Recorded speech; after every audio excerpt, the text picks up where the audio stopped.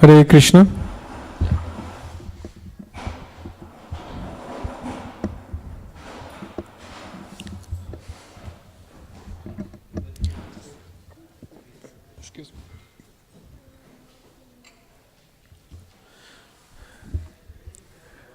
Welcome to ISKCON of Silicon Valley Scientific Lecture.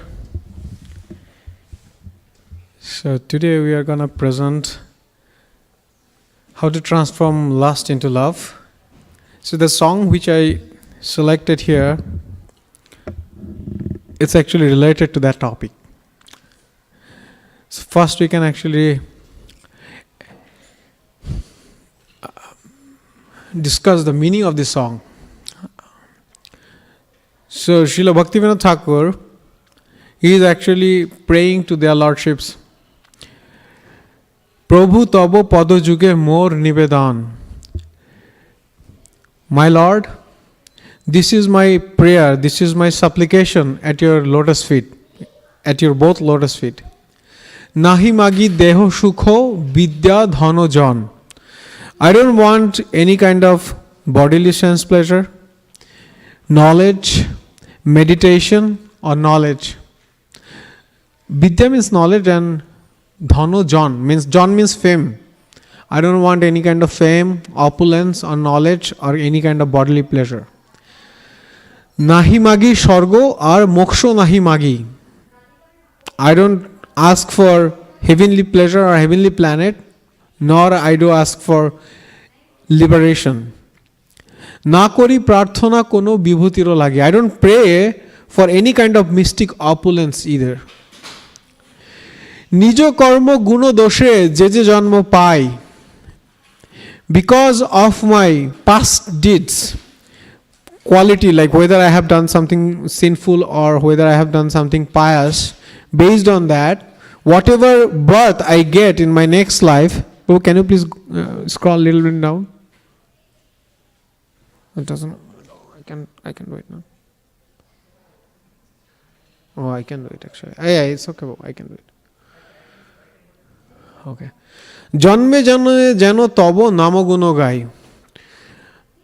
I pray that I can glorify or I can chant your names in every birth after birth.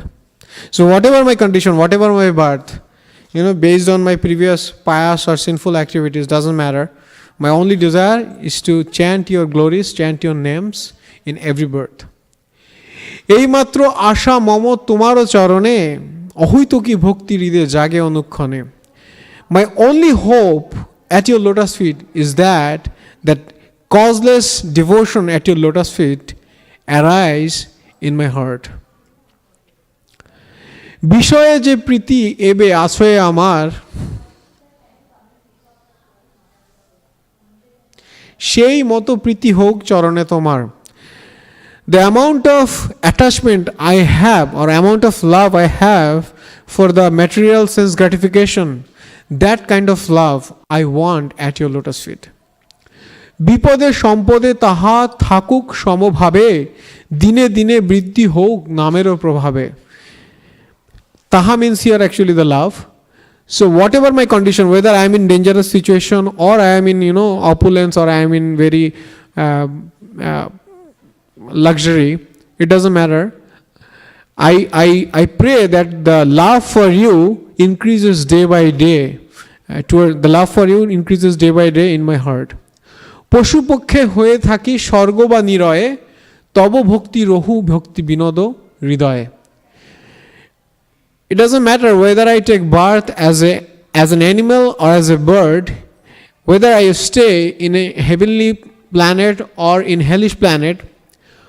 My only desire, my devotion towards you, or Bhaktivinoda Thakur is telling for himself, my devotion towards you always stays in my heart.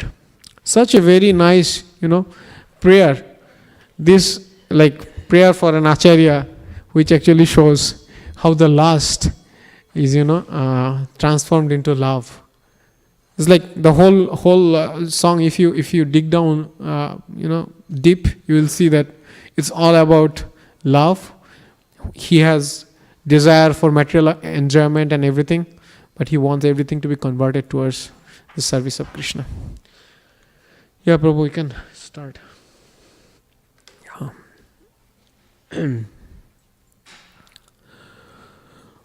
প্রভু তব পদ যোগে মোর নিবেদন, প্রভু তব পদ যোগে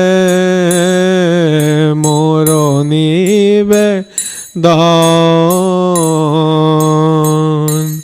প্রভু তব পদ যোগে মোর নিবেদন, প্রভু তব পদ যোগে মোর নিবেদন, নাহি মাগি দেহ সুখ বিদ্যাধন জন, নাহি মাগি দেহ সুখ বিদ্যাধন জন, প্রভু তব পদ যোগে মোর নিবেদন, প্রভু তব যোগে মোর নিবেদন,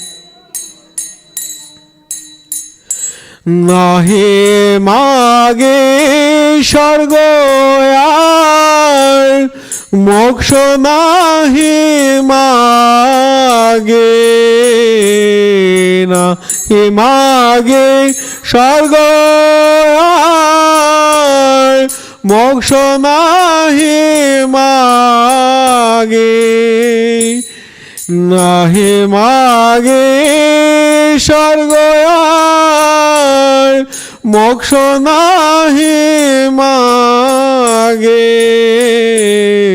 নাহি মাগে স্বর্গ আর মোক্ষ, নাহি মাগে, না করি প্রার্থনা কোনো বিভূতির লাগি, না করি প্রার্থনা কোনো বিভূতির লাগি, প্রভু তব পদ যুগে মোর নিবেদন,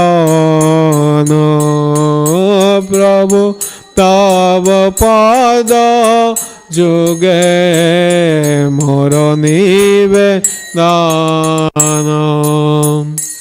নিজ কর্ম গুণ দোষে যে যে জন্ম পায়,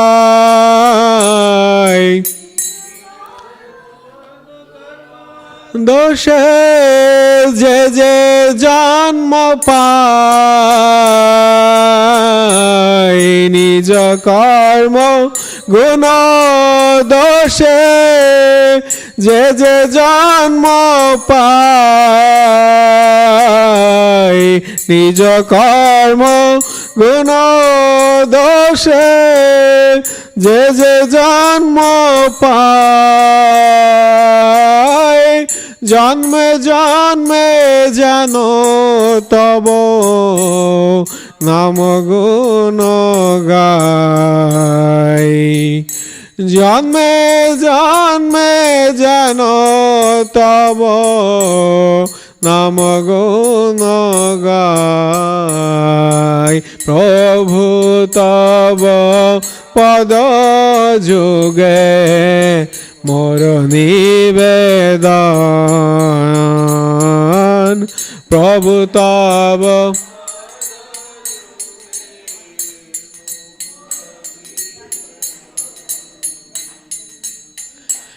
এই মাত্র আশা মম তোমার চরণে, এই মাত্র আশা মম তোমার চরণে,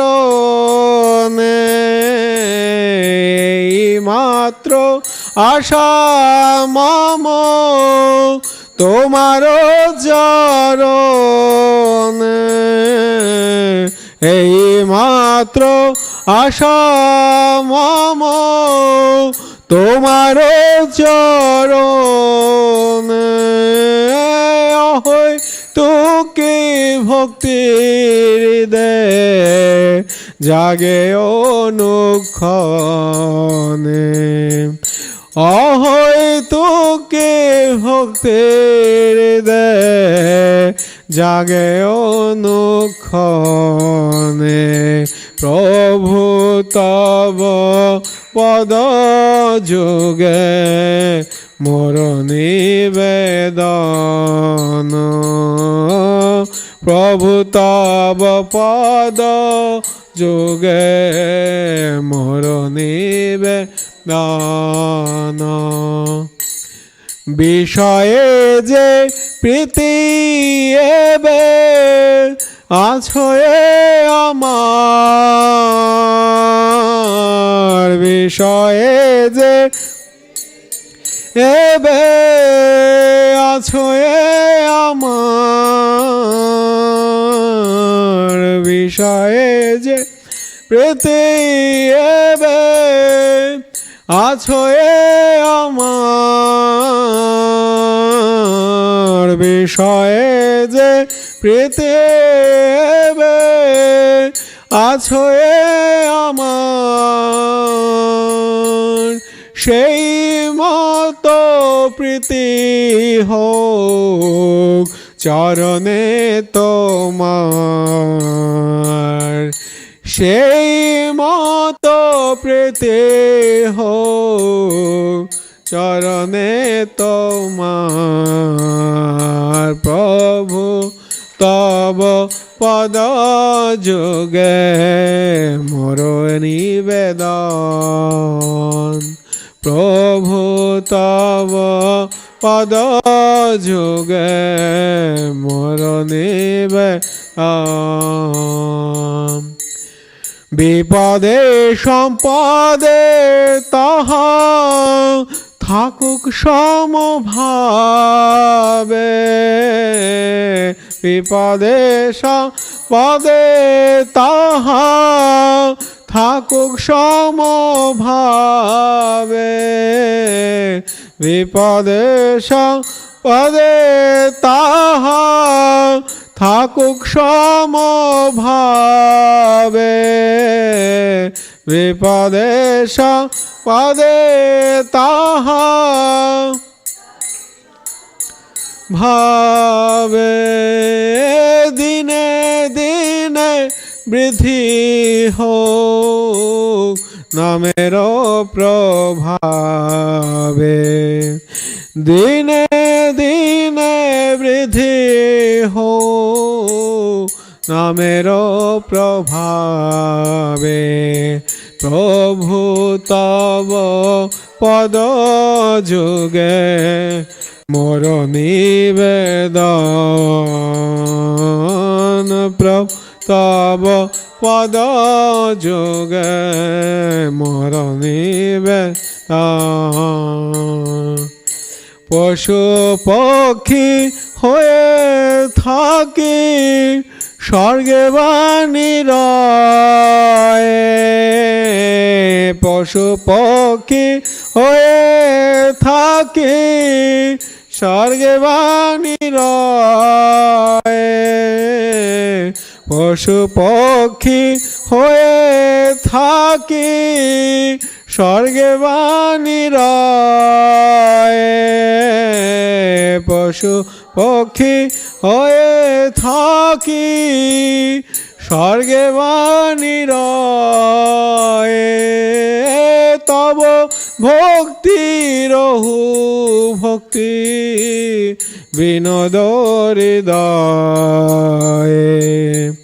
তব ভক্তির ভক্তি বিনোদ হৃদয়ে প্রভু তব পদ যোগে মোর নিবেদন প্রভু তব পদ যোগে মোর নিবেদন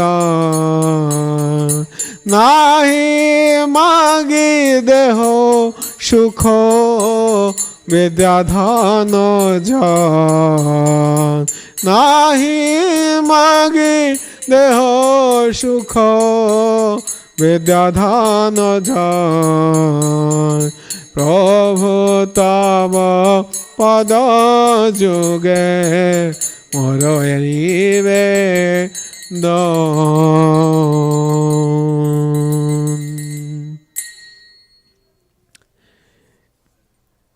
Anybody has anything to share about this song? Like anything stuck in your mind, you found like, okay, this is very interesting or very intriguing. Interesting, yeah, all about, yeah. The thing which I felt about this song is that it's so genuine, the devotees were like the highest in stature, highest in position. They feel like themselves so low that they ask for things which are actually for ordinary people or ordinary materialistic people should ask to go or elevate to the higher platform of devotional service.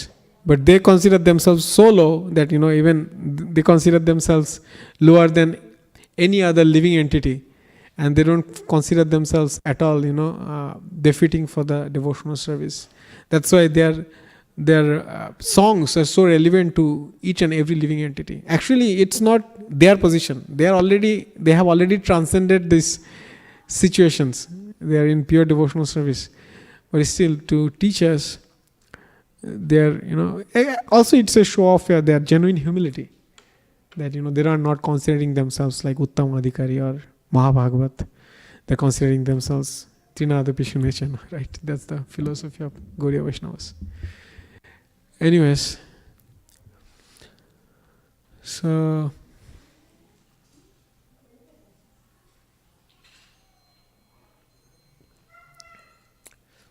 we should do the Mangala chant first, and then we can go to the PPT which I prepared for this class.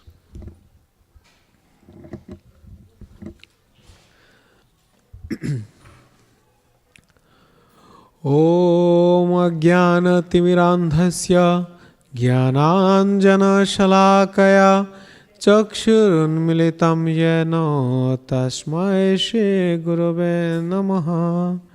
Shri Chaitanya Manabhishtam Sthapitam Yena Bhutale Swayang Rupa Kadamayam Dadati Sapadantikam Vandeham Shri Guru Shri Yuta Padakamalam Shri Guru Vaishnavangsha Shri Rupam Sagrajatam Sahagana Raghunathanitham Tam Sadivam Sadhaitang Savadhutang Parijana Sahitang Krishna Chaitanya Devam Shri Radha Krishna Padan Sahagana Lalita Shri Vishakanitamscha He Krishna Karuna Sindhu Dina Bandhu Jagatpate Gopesha Gopika Kanto Radha Kanto Namastute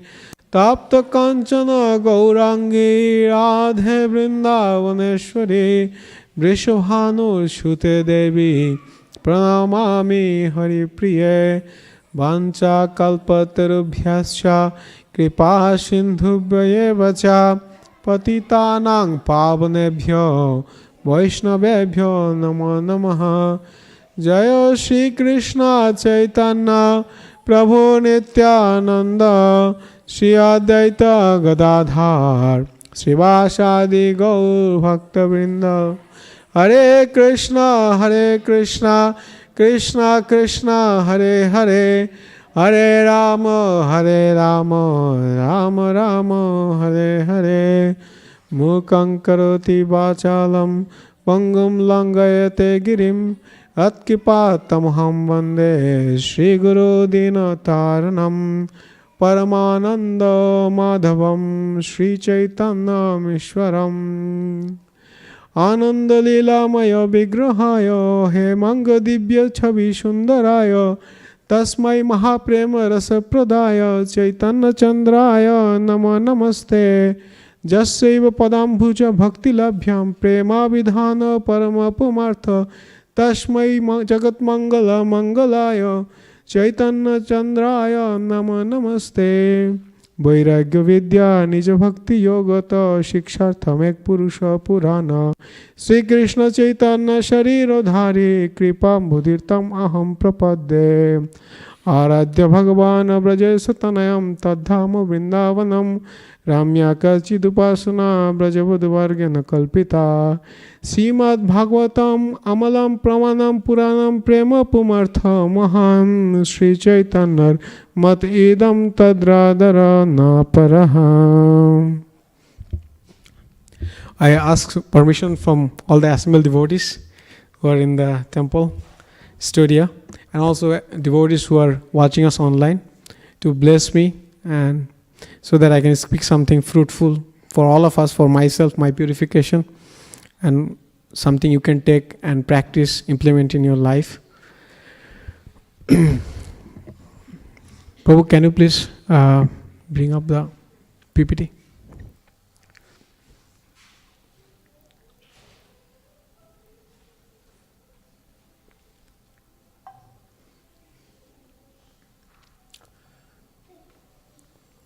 Okay, so today's topic is transforming lust into love.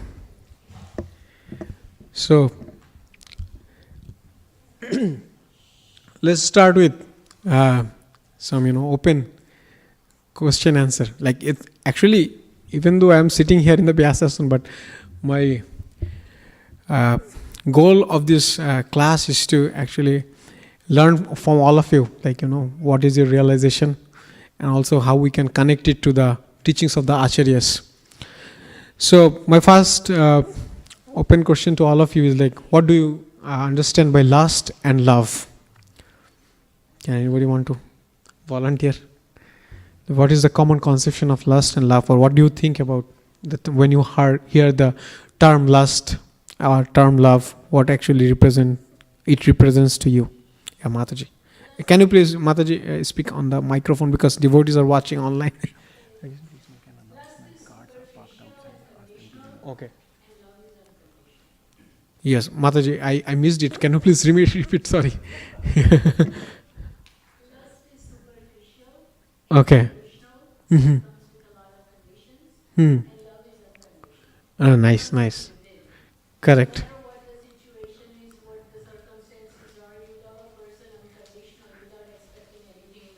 Correct. Yeah. Srimad Bhagavatam also says about that, right? Sabai pumsa paradharma yatha bhaktira adhakshaje ahituki. The term ahituki means unconditional. It comes naturally. There should not be any causeless.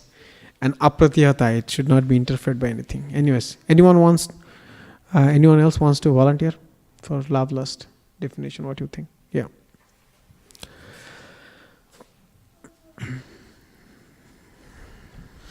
Hare Krishna. I think lust is selfish. I want something. I want to enjoy something.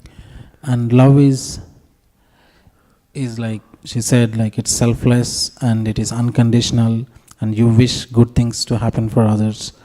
Nice. Yeah, it's selfless. Correct. His Holiness Radhanath Maharaj, he was telling in one of his lectures that when you love a flower, you will try to nourish it. You will try to, water the plant, which is, giving the flowers. And when you have lust for it or want to enjoy it, then you will pluck it and you will, try to enjoy it yourself. Like you take the fragrance, or you'll keep it in your home to decorate your room, something like that. So love and lust, like subtle, you have attachment for both of them, but there is a difference in execution or difference in connection. Anything else anyone wants to say? Okay, we can go to the next slide then.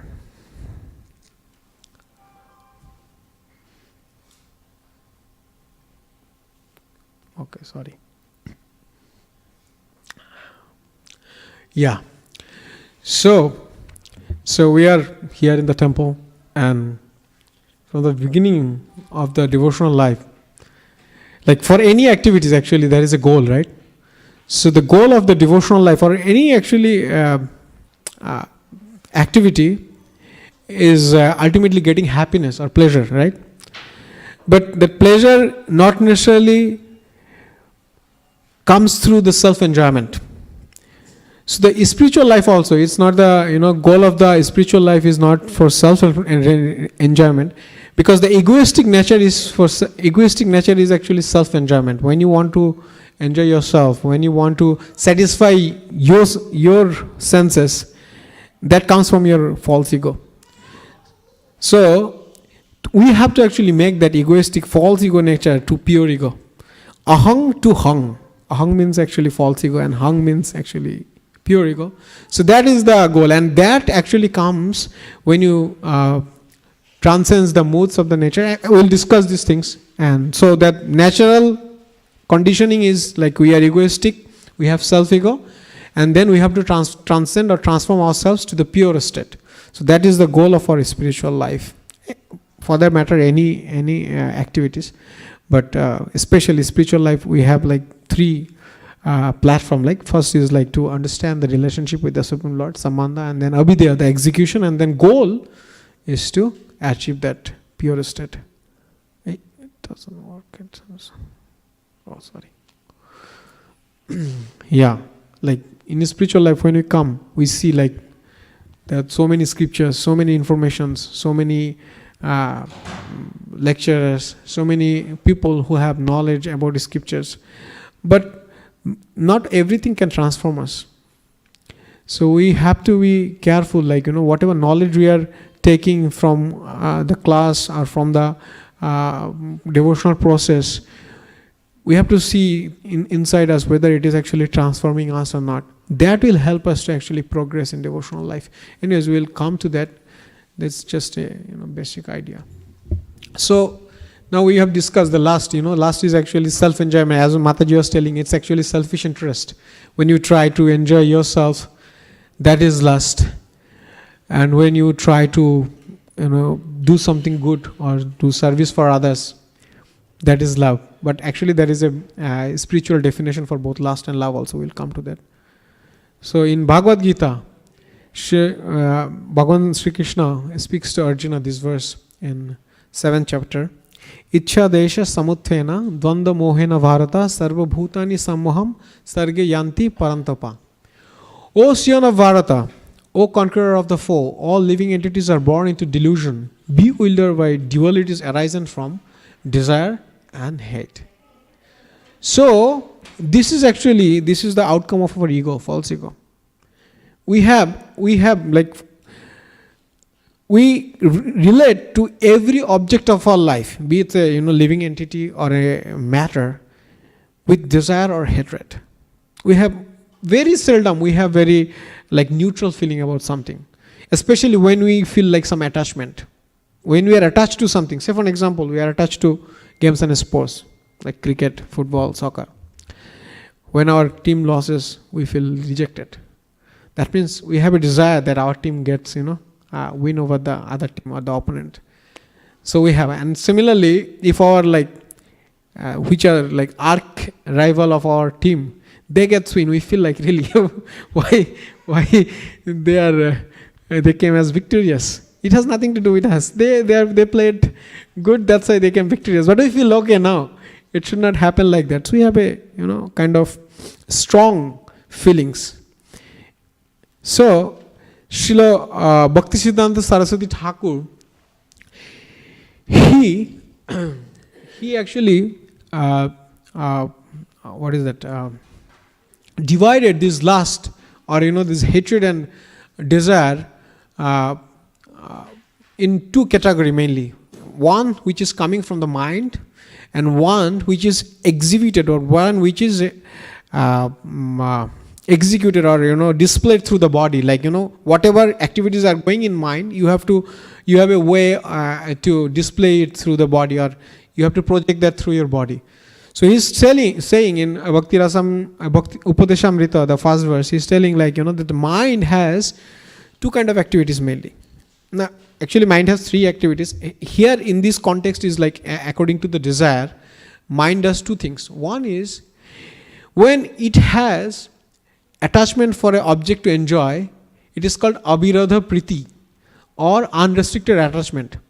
You feel attracted toward an object, you feel a little bit propensity to enjoy it, and then you start developing greed from this. Desire means lust, and then eventually it comes to greed.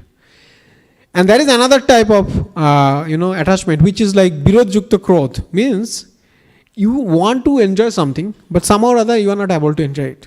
Say for example, I want a Tesla. I want the latest model Tesla car, but I cannot afford it. So those who are driving Tesla, I feel like, okay, yeah, he's driving Tesla, I should actually sometimes. Or I don't feel, oh, he's driving Tesla, that's why he's driving so fast. He is overtaking all the cars. Yeah, like he wants to show it himself. I have a kind of anger or aversion towards it.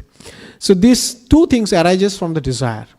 So one which you can enjoy, by that it will create greed. When you enjoy, you want to enjoy more and more and more. You are not satisfied at any circumstances. That is true. It's easy actually. You can ask yourself, when you came to those of us who have come from other countries, we can see that we had a desire to come to US, and now we are in US, and in Bay Area, Silicon Valley is the center of the technology of the world, capital. And we are doing, most of us are doing, good jobs, but still we are not satisfying. We are trying to, go do more, better and better. We want to make sure that, we are, and when it never satiated. At point, like even if you become, vice president or president of a company, a CEO of a company, you want to actually hanker more and more and more. Never satiated. That's the greed. And then when you are not getting a chance to enjoy, then you will feel anger. You will feel like, okay, this is not good. Like you will feel a kind of a aversion, and it will be exhibited through the anger. So this is the mind's activity regarding desire or lust. Then the bodily activities, how we want to actually enjoy. So Srila Bhaktisiddhanta Saraswati Thakur is telling, the main enjoyment comes through that one pointed, like one line actually. One line means like tongue, belly and genital. These are like single line. If you just compare your body from tongue to genital, there is a straight line. So everything comes, like especially the desires, they are exhibited, or last they exhibited through this thing. Tongue is like tasting foods, or doing even gossiping. Sometimes we feel pleasure of gossiping or talking mundane things. We feel really excited, and we derive pleasure. Similarly, belly is eating sumptuous prasadam or whatever to glad, like full our belly with lots of things. And then genital is our sensual pleasure. So these things are like mind and body activities regarding to desire. That's in Upadeshamrita, Srila Prabhupada brought into the purport.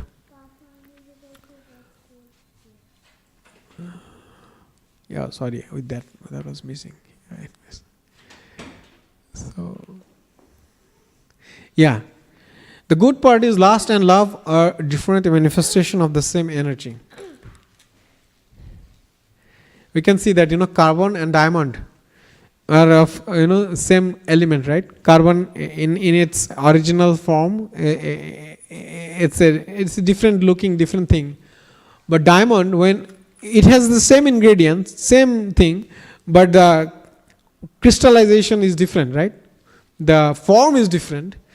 inside the atoms. That's why it looks different. So, in Chaitanya Chaitamrita, the pure love and lust are compared to as gold and iron. Like if you consider love as gold, molten gold, especially the love of the pure devotees, the lust can be compared to the iron. So even though for some activities we can use iron in place of gold, and but it won't serve the purpose of gold, right? We won't usually wear iron necklace. Sometimes we do, but usually the prisoners they are handcuffed with iron things, right? Anyway, so the thing is that the quality is different. The last is very gross level, or it comes to the mundane platform to satisfy the self ego, but love is in transcendental platform. We'll come to that point in next slides. Just you can have that idea that carbon and diamond, those are like same thing, same element, but because of their crystal form, they look different. Similarly, gold and iron, like for a blind person may be same, but the functionality or the quality is different, or it's like kind of sky and earth, something like that. Yeah, this is the nature of lust. So nature of lust is like it's subjected to every living entity of this universe, material universe, somehow or other. Like even it, like we in Brahma Samhita we read that verse whenever we recite Brahma Samhita. Yastu Indra Gopam Athava Indra Mahasa Karma Bandhana Rupa Karma Phalam Bhaja Matanoti Kintu Karmani Nirdhati Kintu Cha Bhakti Bhajo Govindavadi Purusham Tamaham Bhajami. Anyways, so it says like even the Lord Brahma, who is also a living entity of this universe, because Brahma Loka is the topmost planetary system and then goes to the Patal Loka, he also comes into the illusion of lust. He also, like we see in Srimad Bhagavatam, there are pastimes where Lord Brahma also had showed lusty desires. Like, anyways, we won't go into that matter. We saw Lord Shiva also. He showed also lusty desire. When Lord Vishnu came in as Mohini Murti, he actually, ran towards him. Anyways, that's a very transcendental activities. We cannot compare that. But yeah, these things are existing in even the demigods like Lord Brahma and Shiva. What to speak about other demigods? They are the top amongst all demigods. Anyways, so all living entities, be it the worm of the stool, to the highest category. Indragopa is a very small insect. In Brahma Samhita, the Indragopa is told. To Lord Brahma, everybody is suffering from this disease of lust, of enjoyment. Yeah. Hare Krishna Babuji. Yeah. So nature of lust is actually all pervasive in our consciousness. That's what we have discussed, like, Virodha Yukta Krodh, Abhirodha Priti and Virodha Yukta Krodh. Any object we see, we try to establish a relationship and we try to see, okay, I have a attachment, positive attachment to it or negative attachment. It's very seldom. Like, the degree you feel detachment from the worldly objects, to that degree actually you have conquered the lust. Some devotees or some practitioners, or even some not devotees, some people by nature they are like a little bit detached. They don't feel like too much attracted to worldly pleasures. They are actually not like they are to that degree they are actually detached, or to that degree they are devoid of lust. So in every activities we do actually, especially if we ultimate objective is to satisfy our senses or senses of our peers, then we feel some kind of attachment positively or negatively. Yeah. Anyways. Yeah. So in Chaitanya Chaitamrita Madhya Lila, when Lord Chaitanya was speaking to Sanatana Goswami, he was teaching it. He was telling this verse. Krishna ভুলিয়া জীব ভোগ বাঞ্ছা করে পশ্চাতে মায়াতারে জাপটিয়া ধরে. So where the lust is coming from? He's telling like, the living entity becomes forgetful of Krishna. And then Maya, the illusory energy, illusory potency of Krishna, he actually succumbs him. Therefore, the illusory energy gives him all kinds of misery in his material existence.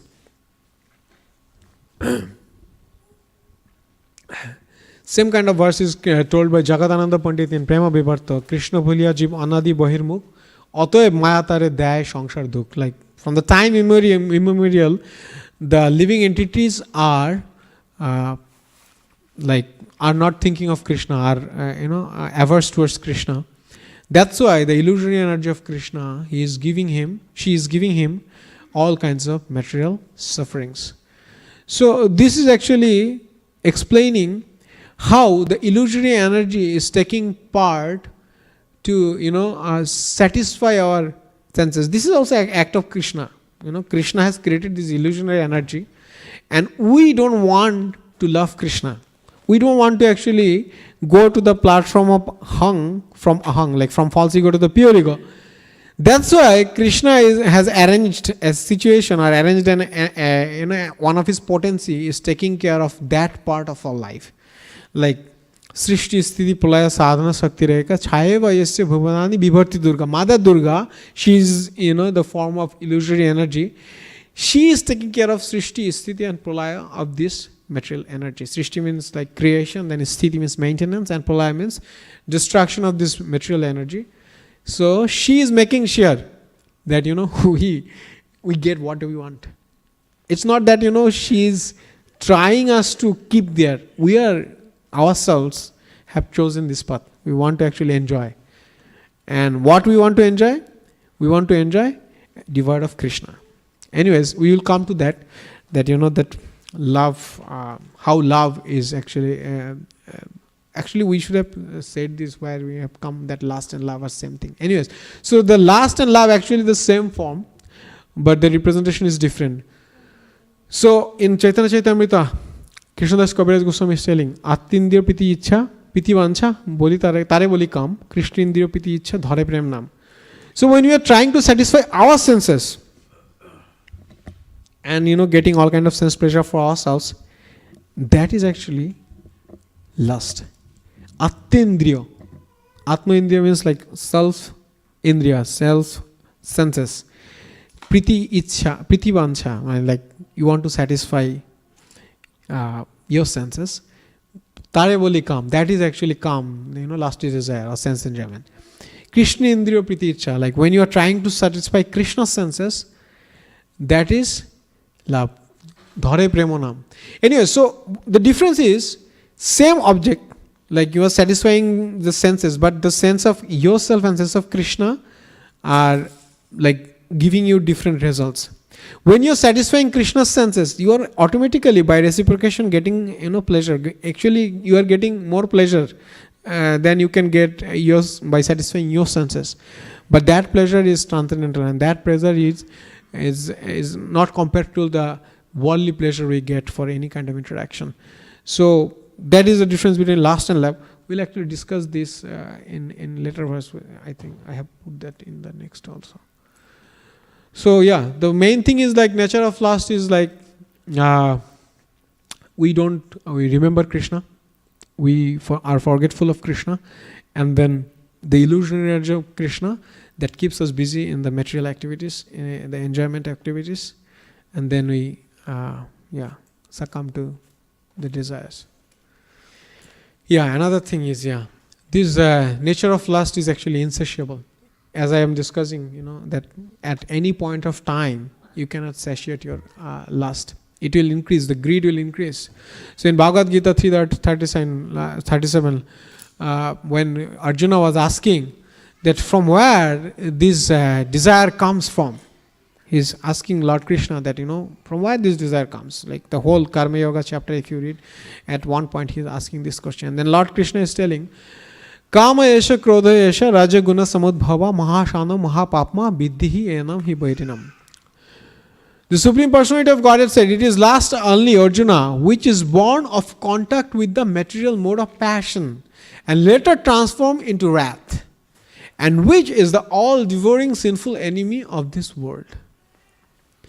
We can actually connect this to that thing which we discussed so far, that abhirada priti and birad yukta kot. Like when you develop, some desire, lust, that's actually comes from modes of passion, and then that when you are not able to satisfy that will transform into wrath.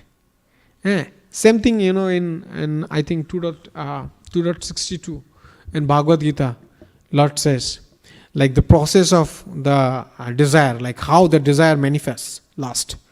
Like, first you contemplate about a sense object, dhyate vishayam pungsham. Then sangas teshu pajayate. You when you meditate on that, you will have some idea, or you will have some desire to enjoy that. This sangas sanjayate kama krodha vijayate. That desire to enjoy, it actually manifests in kind of sense, in terms of sense enjoyment in later time, in some way. Sangas sanjayate kama krodha vijayate, and that kama eventually transforms to anger. Like I can say, like sometimes when we eat too much, right, we feel dejected, like why have we eaten so much? Because our body cannot take it cannot digest. Sometimes devotees are feeding us very nicely. He cooks so much, he cooks so many items, so I feel like right now I'm too heavy, I don't feel doing any activity. So we cannot digest actually, everything we take for our sense pleasure. So that kind of anger arises sometimes. And then he in the next verses he also tells, like how this lust actually succumbs ensures your fall down. Krodha bhavati sammaha, like from krodha, wrath, illusion arises. You will be illusion. You'll think things which are real, which are not to be, like which are maya. You will take it as real. Sammahat sriti viroha. From maya or from illusion, your memory will be bewildered. You will think like you cannot connect logically things. Like the RAM will be destroyed in technological term. The processing won't happen. Sriti bhramshat buddhi nasha. So when your sriti is not there, your memory, your intelligence will not work. Your intelligence will also perish. Buddhi nasha pranashati. And when your buddhi is gone, you will definitely fall down. Because buddhi is directing mind. Mind is directing senses. Then it will be upside down pyramid. The senses will be driving mind. Mind will direct intelligence. It will tell, okay, you make an arrangement for enjoyment of these things. And the senses are telling it to mind, and mind is actually directing to intelligence. But it should be other way around. Intelligence should prohibit mind. You should think of these things which are good for you, and control the senses. Right? There is a analogy in Bhagavad Gita that mind is like ropes, and senses are like horses. And intelligence is the driver of the chariot, and the soul is the person who is riding the chariot. Right? This analogy. So you can connect that, So now, you just think about upside down. Whatever we have discussed, kama, like dhyate vishayan pumsham. The devotional process is kind of upside down, When your intelligence is fixed on some higher goal, everything will, whatever we have discussed now, like, that dhyate vishayan pumsham, sangas teshu pajayate, sangas sanjayate, kama kodha vijayate. These things will act in a reverse order. Means like, first, your intelligence will direct your memory. Your memory will be very good. And then memory will, make sure your no illusion takes place. You are in, reality. And then illusion will direct your senses. The reality will direct your senses. And senses will help you to meditate to Krishna or higher object, the Supreme Personality of Godhead, the transcendental platform. So it's like same thing, but upside down. In devotional life, everything is almost upside down. So here the verse says like that, it's only the mood of passion, the interaction of the mood of passion it actually gives rise to the lust.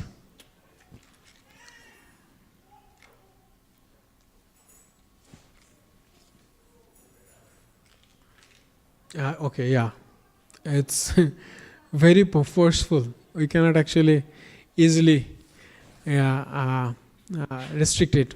That's why Srila Rupa Goswami in his Bhakti Rasa Upadesamrita says like Vacha Vegam Manasha Krodha Vegam Jiva Vegam Udarapastha Vegam Etan Vegan Yo Vishaheta Dhira Sarvam Apimang Prithiving Shashishyat.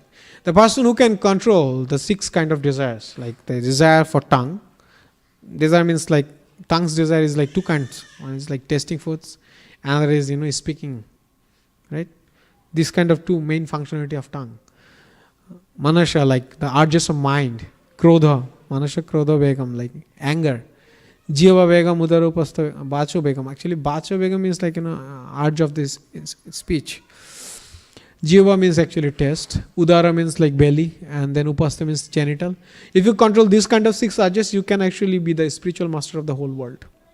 So when we are actually thinking of a spiritual master, we should actually see whether he is possessing these kind of qualities, because now in Kali Yuga we see many spiritual masters, but after some time we see that they are not controlled. They have not got the power to control their urges or senses. Yeah, Anandamaya Chinmaya Abhyasat. Anandamaya Abhyasat. This is one of the sutra of the Vedanta written by Srila Vyasadeva. That nature of the soul is to experience bliss. And that same thing is existing in the Supreme Personality of Godhead. So in qualitatively, we are non-different from the Supreme Personality of Godhead, right? We have that same Satchidananda nature. Sat means eternal, Chit means in full of knowledge, and Ananda means full of bliss. But definitely quantitatively we are different. He is like infinite, we are infinitesimal. So by nature and constitution, every living being, including the Supreme Lord and each of his parts and parcel, is meant for eternal enjoyment. But we need to actually understand what is that eternal enjoyment. So the eternal enjoyment, I think the next verse it says. Oh no, we'll come to that point, the eternal enjoyment. Yeah, anyways, so you see that our soul is the source of eternal enjoyment, because soul is the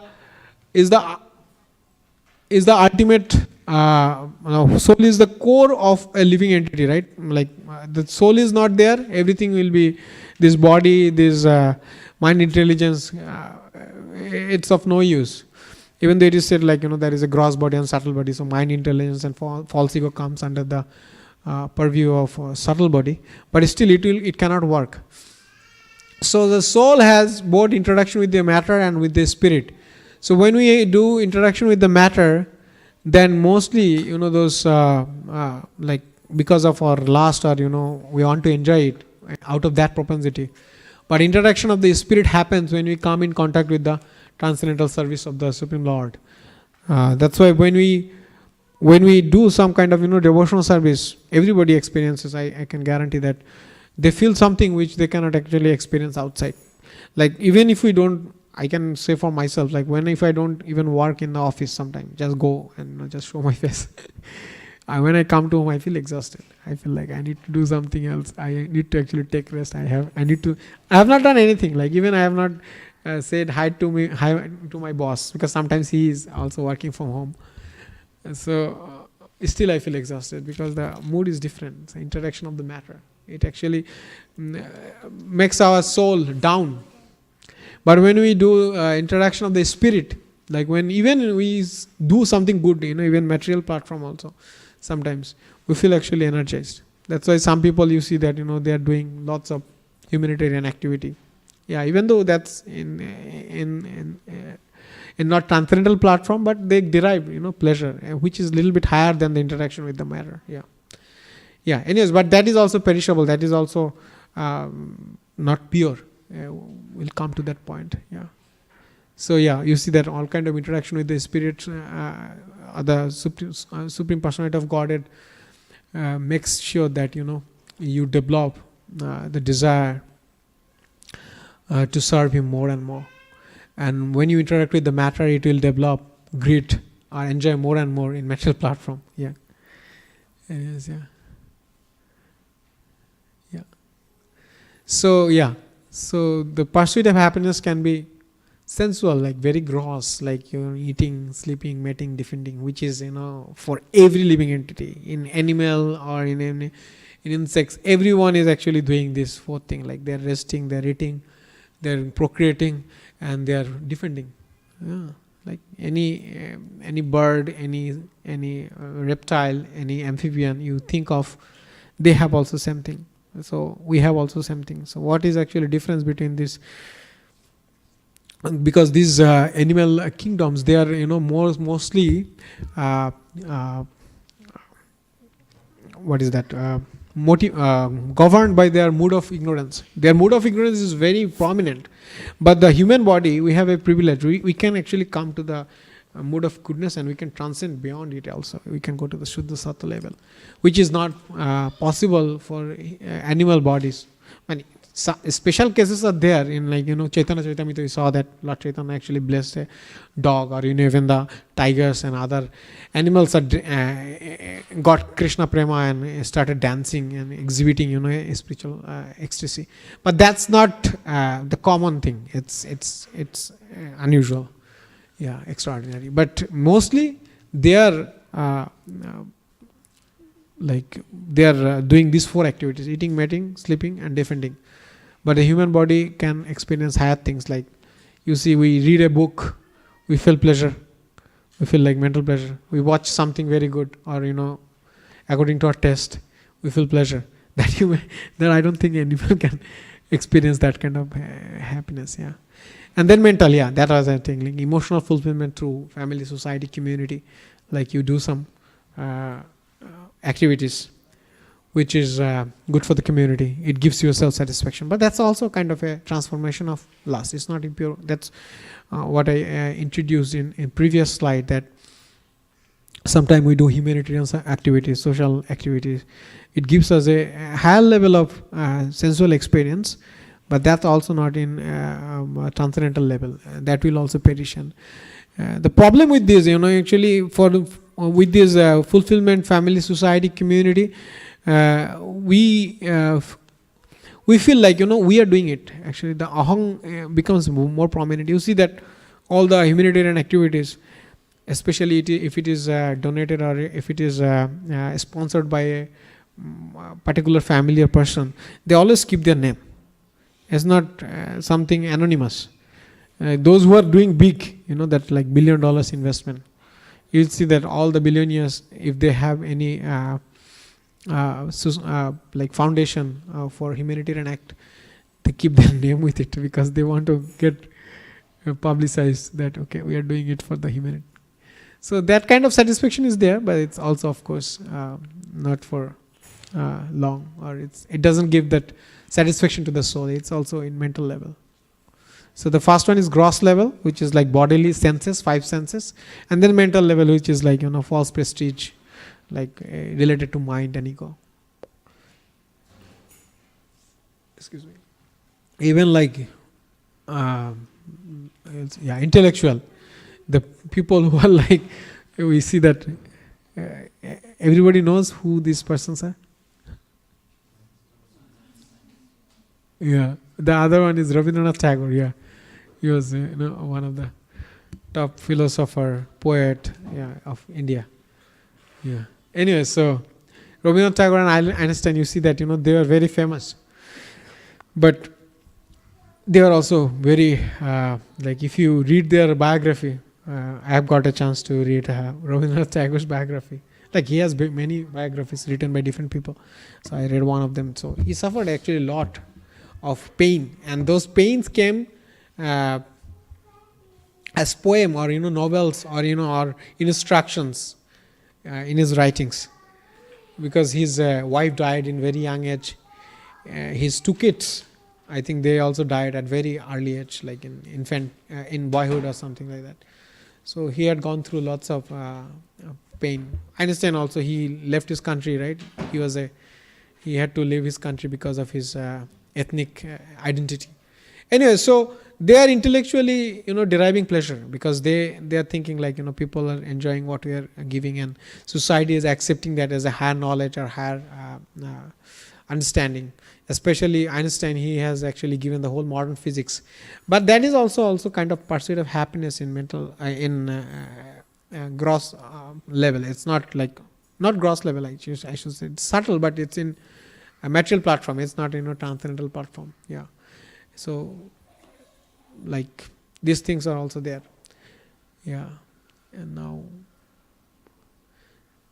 actually, one slide is missing, I think. Yeah. Anyways, yeah. So then also pursuit of happiness in spiritual also. Some people, they want to actually aham brahmasmi. Like we are Brahman, that's true. Aham brahmasmi is true, but they want to also become the supreme. That's also kind of a spiritual, that's in a spiritual level, but that happiness is also not long lasting because the service thing or the eternal relationship with the Supreme Lord, that is not present there. So this is higher actually. This is much higher than. So the things we have discussed so far, the first is like gross level, then the mental level, then intellectual level, and then there is another level actually. There's yoga, like the meditation. So that is another level, meditation level, and then a spiritual level, which is a little bit higher because it's meditation level you can control your senses, you can have very peaceful outside and within. But spiritual is like you can connect to your soul, because these yogis in their pursuit of happiness or in pursuit of their goal, they could connect to their soul in their sadhana, whatever. But this is not also like a too high aspect, because even if you come to that Brahman realization, you are not complete. They are not also, when somebody gets liberation and Sajaya Mukti, he doesn't have any individual identity. Even though he is an individual, but he doesn't have an individual identity. So it's very difficult for him to actually be in that state for a long time. That's why, we see the Shastra says like they have to come again and take birth, something like that. This is the original thing. This is the highest thing, the transcendental loving service with the Krishna. So when we have, here we are saying Krishna, but when you can establish a loving service relationship with the Supreme Personality of Godhead in any form, even Santya, Dasya, Sakhya, Vatsalya or Madhurya, in any form, that will give us the ultimate happiness. So starting from the gross level to this transcendental level, we have it seems like a difficult journey, right? Because most of us here are in gross, mental or intellectual level. Some of us are trying for that spiritual level, but to transcend to the transcendental level, we need proper guidance, we need proper association, we need proper mood also. So that is very difficult. But it becomes easy when we fix the goal, and we can because apparently coming to US was not difficult for most of us, right? But we had a goal in mind, and we have climbed one stair after another, and then ultimately we have come to this platform. Anyways, so I'm just giving an analogy. So even though it apparently, but these things are presented by the acharyas in the Shastra, so it is possible. Anyways, so what is actually the transcendental happiness? Is it this? Okay. So the ultimate fundamental need of the spiritual is to love and to be loved. So to be loved, actually it is secondary. To love is the primary thing. Because if you execute or if you exhibit love towards someone, unconditional, causeless, at some point of time you are definitely going to get reciprocated. If it is unconditional. Because unconditional love is very rare. So unconditional love, you cannot actually exhibit artificially also. It comes from within. So to love is the primary thing, and to be loved is actually the secondary, which is kind of, you can say, a byproduct of to love. So that is the most fundamental need of the spiritual soul. And when we have this, we don't need actually anything else. That's why the transcendentalists, the Mahabhagavatas, they are happy at any situation, right? That is the quality of a purest devotee, that who is in the topmost platform is always blissful, he is always happy. He is Atmarama, he is self-satisfied. But even if he is happy, he is not happy in his service. That is another different thing, that's a contradiction. Anyways, so he wants to do more and more service to the Supreme Personality of Godhead, to love him more and more. And his love is ever expanding.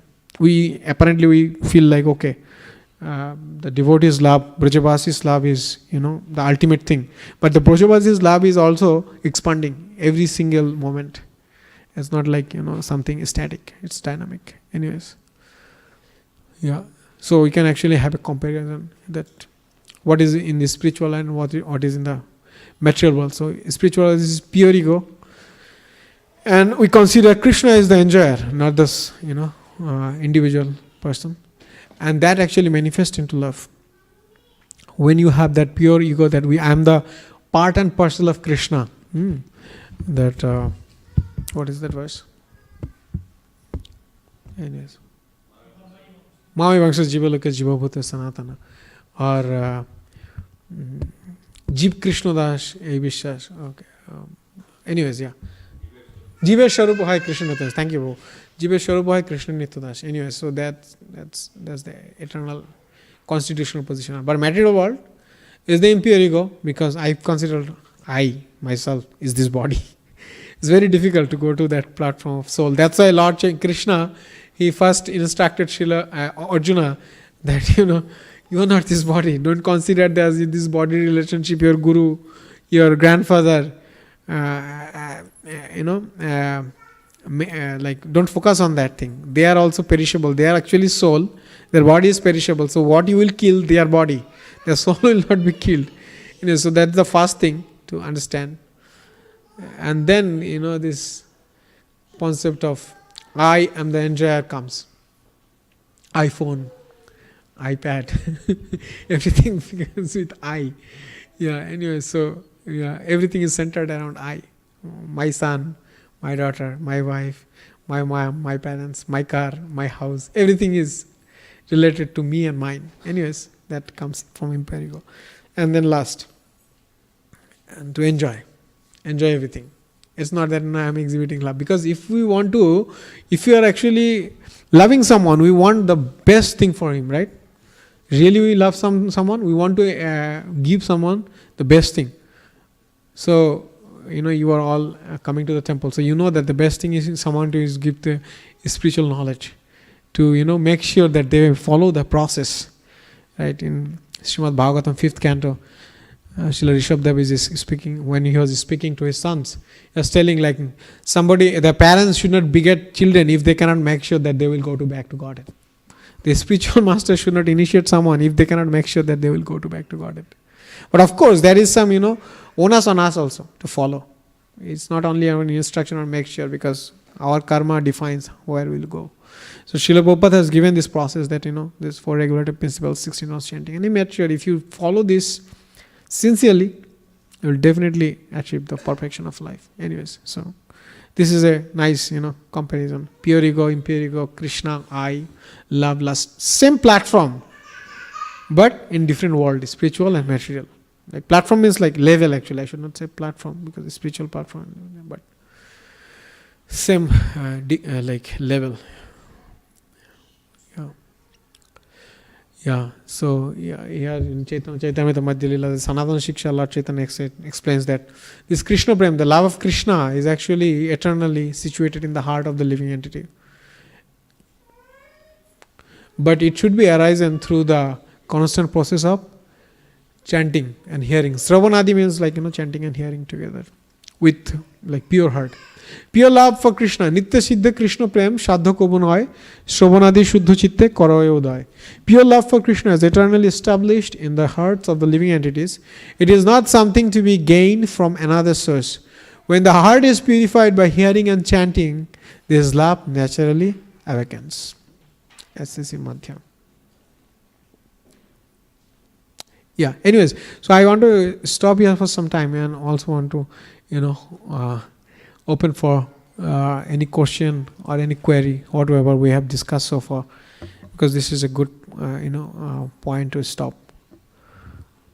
We have discussed about the source of lust, the interaction of lust, like how it manifests through the senses, how it arises in our mind and it manifests, or it actually exhibits in different forms of activities. Yeah, these things, and how we feel ourselves connected to different objects in our life, matter and spirit. What are the differences? What is pure ego and what is impure ego? These things I think we have discussed. So anything you have heard or you want to share your realization, you can do it.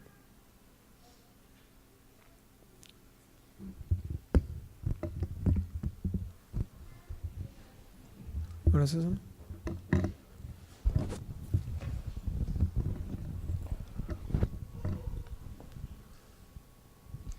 Hare Krishna, thank you for amazing class. So, would you please elaborate a little bit more on how our material life we can connect to spiritual, like how naturally we are, our natural process, like we are very lustful. We always want to enjoy, even though we are in process, but still we can come out from that. That even we are doing sometime in service, we are thinking of our enjoyment instead of Krishna's enjoyment.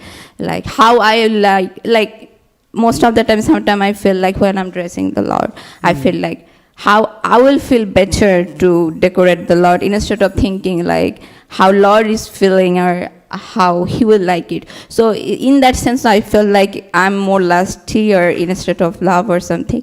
So how we can connect our lustful desire to, in love or in our material life to the spiritual. Okay.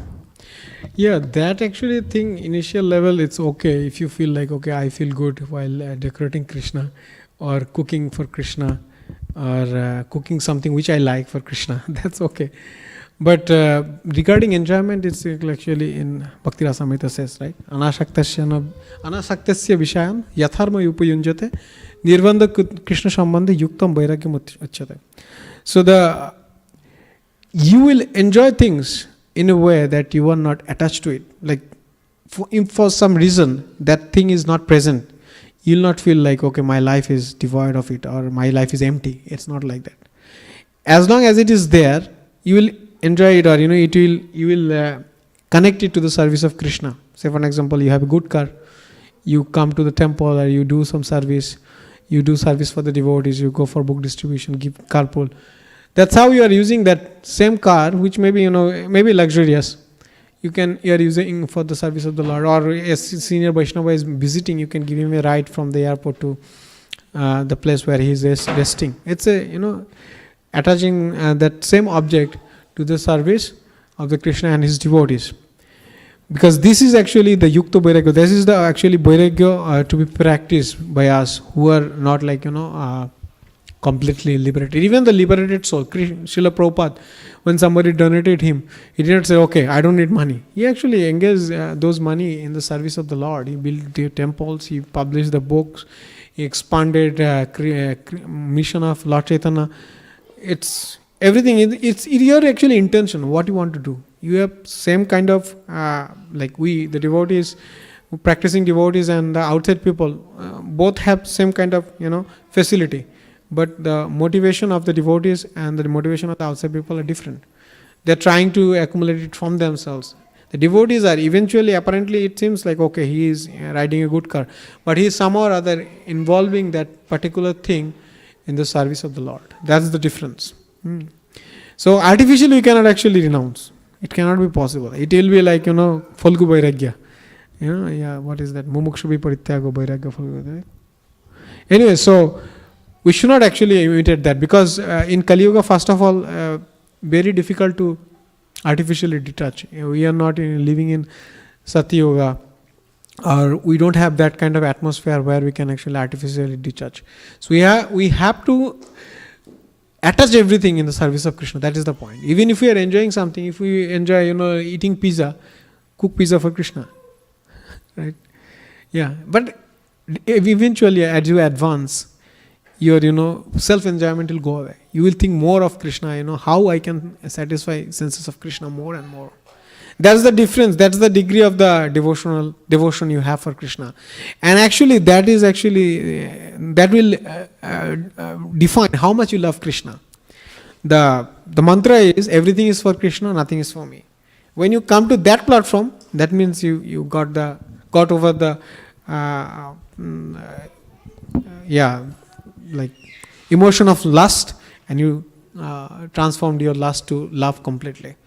But if you have a little bit of a propensity, okay, I cook this particular pizza, like with tomato sauce and everything, or this particular cheese, because I like it. That means, you have a propensity, or you want to, cook a big pizza so that you get a big bite of it. That means you are trying to enjoy for yourself. Yeah. So that degree, you are not thinking of yourself, rather thinking of Krishna's senses. To that degree, you have conquered lust and transformed it to love. Because it's, for devotees, love means 100% for Krishna, nothing for me. Even the ecstasy not for me. Because when you are serving Krishna, because he is all beautiful, everything related to Krishna is ecstatic. You feel ecstasy, natural. He will give you. When you are serving sincerely, he will give you experiences. But if the experience is hindering your service, then you will not want it. When you go to that level, that means you have transcended the concept of lust. Yeah, Mataji. Hare Krishna, Prabhu. It's interesting when you mentioned that first lust comes by meditating on the sense objects. So I'm very interested in this initial phase. So how to predict that, here might some lust come or something, so how to predict it and convert it in the beginning into the service for Krishna, how to do this for Krishna. Yeah. The thing is that mind is the king of the senses, right? We have mana shashta indriyani, prakriti sthani karshati. In 15th chapter, Bhagavan says, like mana, which is the king of senses, and then other 5 senses, karma indriya, chakku karma nashika jivatak, like eyes, ears, nose. Anyways, so those gross senses, they are taking, information. We can also say this karma indriya, jnana indriya. And your mind is actually, some of the information they are staying in your mind. Then you contemplate, okay, I got a nice fragrance from that Mataji. I need to know what perfume she is enjoying or using. I need to actually get it. Or I saw a nice shawl or a nice shari that Mataji is wearing. I need to ask her where she has got it from. I need to also buy it. So that thing comes, by vision, through what is that? Smelling, or hearing. You heard something very interesting. You will be attracted to that. The mind will keep that information, and it will not keep information for everything. So not everything you perceive through your senses is attractive to you. Some of the information will be there, and then you will contemplate, and it will keep that. So it will be there actually. It's not easy to transform that. That will be transformed when you have a heart test. When you think, okay, that fragrance is very good, why don't I use it for Krishna service? Why don't I spray it for Krishna? I think that verse is there, I put in the slide, that Bisha Vinivartanti Niraharasya Dehina. When we have something higher goal for that same activity, then, or higher experience of the same activity, then we'll easily forget or usually subdue that urge. But if we don't have that higher thing, like you have a higher experience when you come to temple, when you associate with the devotees. Now if somebody said, okay, there is a concert, like my friend was telling me, because when I was in university, he saw me in my college days when I was in undergrad. So he saw me that I used to go to concert and everything. So he's telling, this band has come to the town and the ticket price is only something $30-40, very cheap. Let's go. Then I texted him back that I am not into that business anymore. Anyway, so I don't feel connection. I felt like, okay, this is not for me. Some people are selling, like, I used to go for this Bengali, band song programs. So very famous band of West Bengal, I think. They are visiting us, and I used to hear their songs very often. Somebody told, hey, this is in a home program. They are singing in a home program. Please come. It's free. I told, no, I don't have time. I don't feel connected. So it's, it's experience. Same thing. I'm also here coming for singing. I sang a bhajan today also, right? Kirtan. Yeah. Yes, Mataji, please. So it might be helpful to develop, it's actually it is the only solution to develop the higher taste. Correct. So then it will be automatically. Correct. Higher taste. No, it's not the only solution, because when you associate with devotees, your orientation or philosophical, intellectual, mental, every levels orientation will change. You will have different kind of experiences. You will perceive things in a different way, not like impractical way, but practical way. You will consider things as they are, not in an illusory way. Or it comes over time. So that's why it's most emphasized. Serving the Vaishnavas. We'll actually come to that point. So devotee association, that actually, and of course, one of the lectures I was listening, there it was mentioning that gross senses can be purified by taking Mahaprasadam. When you take Mahaprasadam, your gross sense, they are getting purified. And the mind can be purified by hearing Harinam Sankirtan or Bhajan Kirtan by Acharyas. If you hear, your mind will be peaceful. It will have enough food. The intellect will be purified by reading the scriptures. The scripture is like Shastra Chakshu. It gives you the vision beyond, these eyes, this material eyes. It gives you, insight of the philosophy or world. Anyways, and then your what is it? Mind, yeah. Last is devotee association will purify your ego. You see, when you interact with devotees, they will actually correct you. If you're too much egoist, you cannot actually go along with them for long. You'll feel, okay, why he's asking me to do this? Well, there will be friction. Yeah. But actually, it will purify. If you can, because that's where comes tolerance. Even sometimes it will seem apparently for you that illogical. That what he's asking me, that's illogical. To my knowledge, that's not practical. But you have to avoid, because if it is, you are controlling that urge, or tolerate that situation, and is still doing the service, Krishna will look after you. Even if it is illogical, Krishna will make sure that, like we saw, in the initial period of book distribution, there are lots of ideas, lots of things integrated. Not everything became successful, but some of them were. So the devotees who had gone through those experiences, they had to suffer, right? Mukundatta Prabhu was once telling, initial phase of his devotion, it was very turbulent. He got lots of wrong advices from senior god brothers. Anyways, so sometimes it happens, you take shelter, or they are advising you, may not be good for you, may not be good for your particular situation. But if you pass through that test, that pulserath, then the ultimate thing will manifest. Yeah. So purification, different level, different degree. Srila Prabhupada also mentioned it. Yeah. Dhira Prashanta Babu. Hare Krishna Babuji. Thank you so much. I think those are very great slides, which have very good information. Particularly, I like that levels you show, right? If you're doing this, you're at the material level, and then spiritual level and all. Mental. So as you know, right, we are all in this material world, right, which is like fast changing. And I'm not sure whether it's Ishopanishad or one of those scriptures, right? It also talks about how you need to cultivate material knowledge and spiritual knowledge together, right? And especially if you have to survive in this world, right? You are definitely. So I'm kind of confused, right? See, we spend 5 days a week at work, right? Maybe 1 or 2 days a week we come here and we do chanting and all. I get that. So the transcendence you talked about, right? Could you explain a little bit more, how do we? Yeah. Sorry. Yeah. The thing is that I myself in the same platform as you.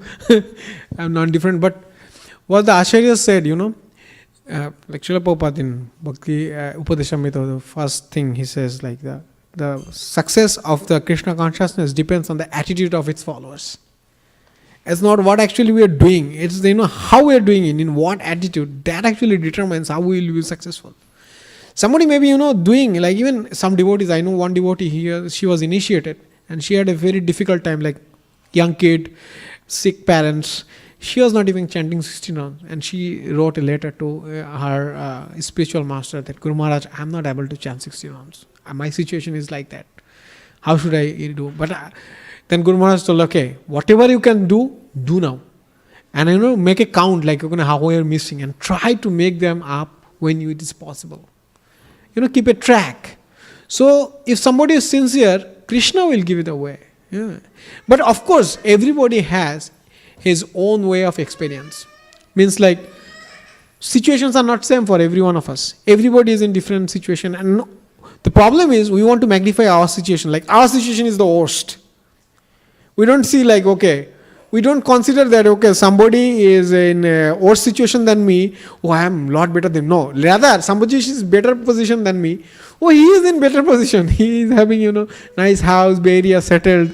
I am still struggling. That is our consciousness. The problem arises from that, this thing. So, you are even, coming 2 days. That's also huge in Bay Area. You are coming 2 days to temple or, listening to the lectures. That's good. So Krishna is actually watching your attitude. But of course, you have to have that intense desire that I want to do more. I'm not satisfied. The problem comes from, complacency. Okay, I am doing, at least I'm going to 2 days at temple. How many people in Bay Area are going to 2 days a week in temple? And I am doing some services, I am going for book distribution.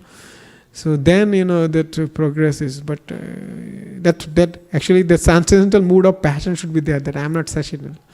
So, Rupa Goswami is all right. Mukharvind Prabhu is just doing this, but he should actually help me.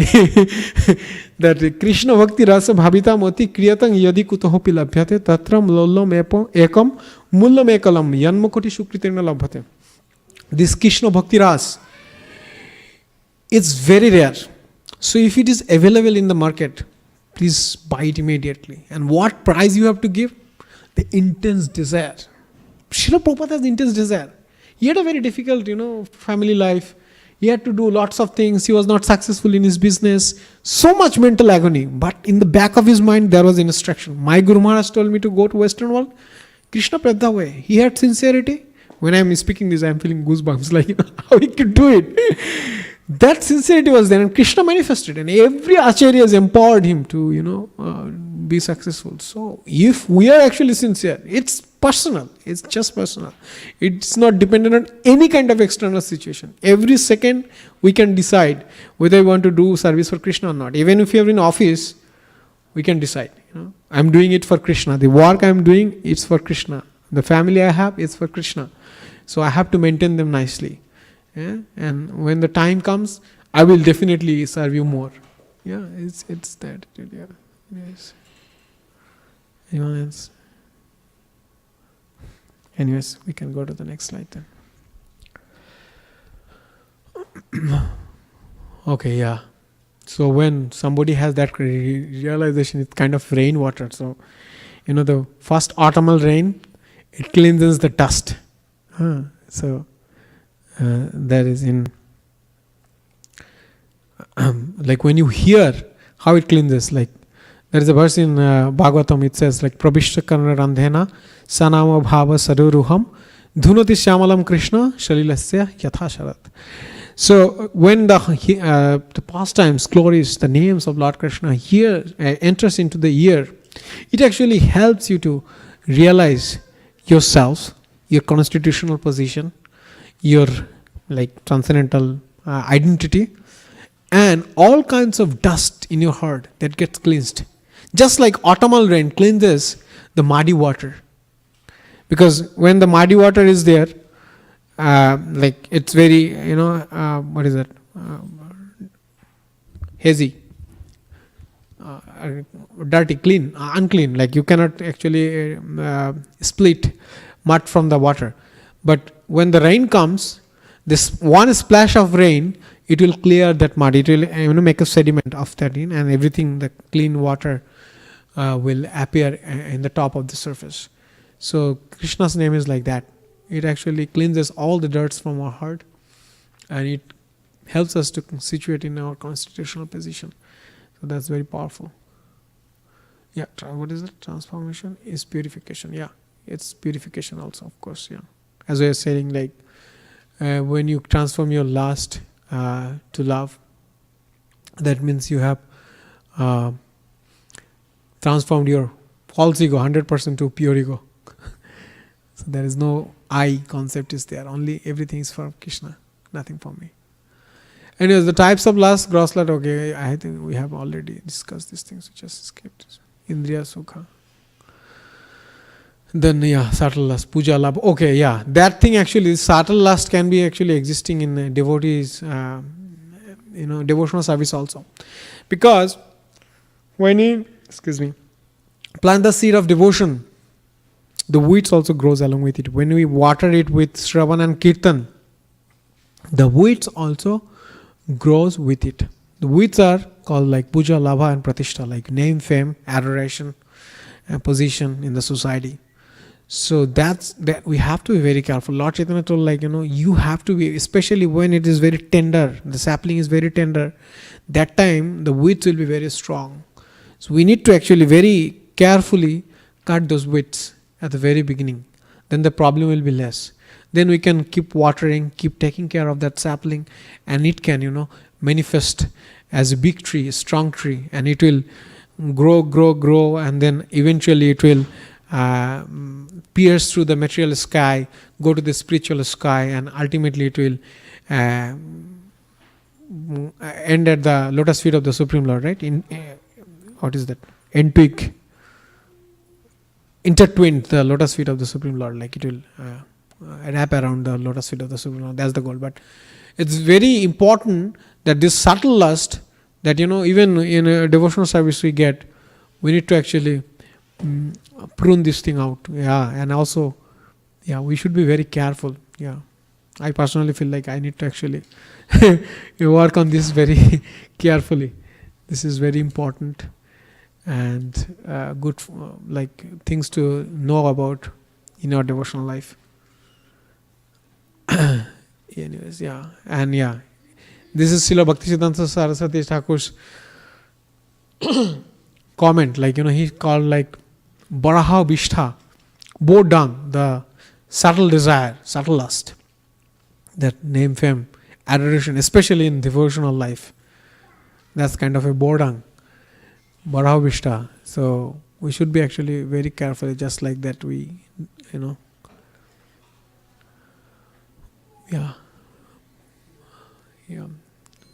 I think we have discussed this. The platform of lust is centered around my sense gratification, and the platform of love is centered around Krishna's sense gratification. Lust is equal to Godas, love is equal to Krishna Das. Go means what? Go means senses, and Goswami means master of the senses, right? So the master of the senses are spiritual teachers, and their mood is Krishna Das. Gopi Bhartu Padakamalayar Dasa Dasanu Dasaha. Anyway, so lust is equal to, compared to that, you're a servant of your senses. You're just satisfying what your senses are looking for. You don't think even how I can control it. You give up, or sometimes maybe, but most of the times you are directed by the senses. But love is actually, you always try to think, what satisfies Krishna? How can I satisfy Krishna? Because that is the activity of a servant. He always thinks how master will be pleased. He will not think, okay, how I will get pleasure. No. A pure servant doesn't think like that. Hanuman did not think okay, if I carry the Gandhavandan Parvat, how much it will give pleasure to the Supreme Lord. Rather he thought okay, this is my service, I have to do. It's not personal sense gratification. It's that rather for the instruction of the Supreme Lord. Anyway, so that's the main thing. I think that is a verses. Anyways. So this is the process, the transformation process from here. This is a verse from Bhakti Rasamrita Sindhu Srila Rupa Goswami says this. Ata Sri Krishna Namadi na bhavet grahayam indriya sevan mukha hi jivado sayam eva spritya ada. Therefore, material senses cannot appreciate Krishna's holy name, form, qualities and pastimes. When a conditioned soul is awakened to Krishna consciousness and renders service by using his tongue to chant the Lord's holy name and taste the remnants of the Lord's food, the tongue is purified and one gradually comes to understand who Krishna really is. Right? So, initially we discussed like there is a straight line. Tongue, belly and then genital. So here also Rupa Goswami affirms that it starts from Jivado. 7 mukha is Jivado. So this Jivado also, as we discussed, like can be performed 2 times. 2 types. One is like accepting prasadam, Mahaprasad, Krishna's, which is offered to Krishna.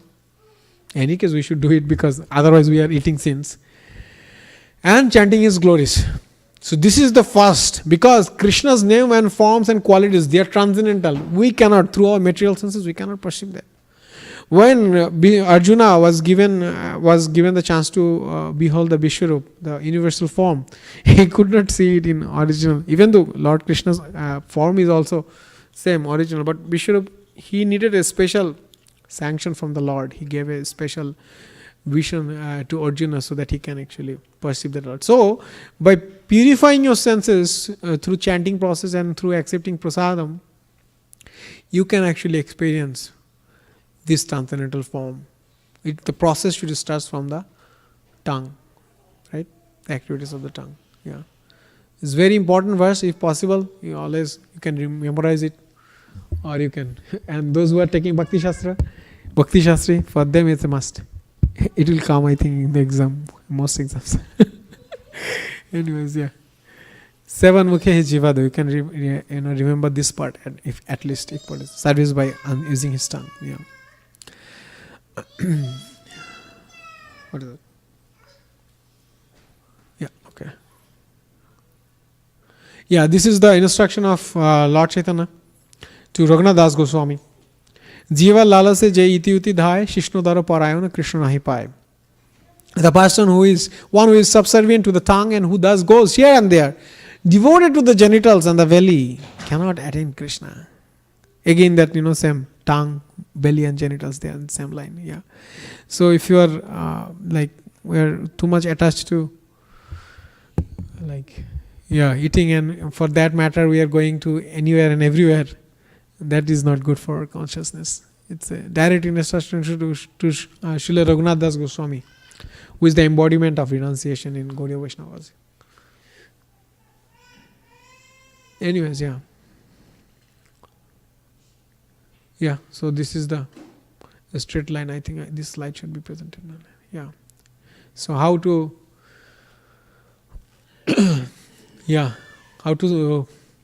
become successfully engage this straight line into the service of Krishna by experiencing higher thing. Vishaya vinivartante niraharasya dehina rasa varjam rasa pasya param drishta nivartate. The embodied soul may be restricted from sense enjoyment, though the taste for sense objects remains, but ceasing such engagements, by experiencing a higher taste, he is fixed in consciousness. It's very important, really, because if we don't have the experience of higher taste, how can we convince ourselves that we have to do these things? Because the initial phase of devotional life, it's like in Bhagavad Gita also says, that Satyagun, Sattvagun is, initial phase is like poison and the end is nectar. But so actually the devotees are, trying to, they're practicing Satyagun and they're even try to transcend that Satyagun to Suddha Satta.